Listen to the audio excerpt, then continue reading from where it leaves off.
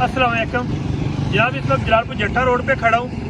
कुछ अहम खबरें देनी थी। आज जुम्मे का दिन है कि निगरान सेटअप आ गया और आज से एक गुजरात के लिए जो कि 180 अरब रुपया मुसस हुआ था वो रुक गया।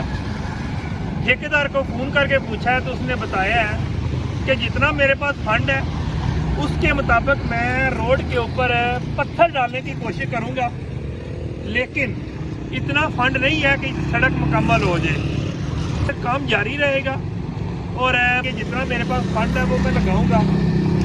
मतलब ये है कि जनाब अब हमने अपनी गाड़ियों के ज़रिए ही इस पत्थर को प्रेस करना है और सड़क की मुकम्मल होने की जो लोगों की एक ख्वाहिश या हसरत थी वो अब अधूरी रह जाएगी जब तक नया इलेक्शन नहीं होता।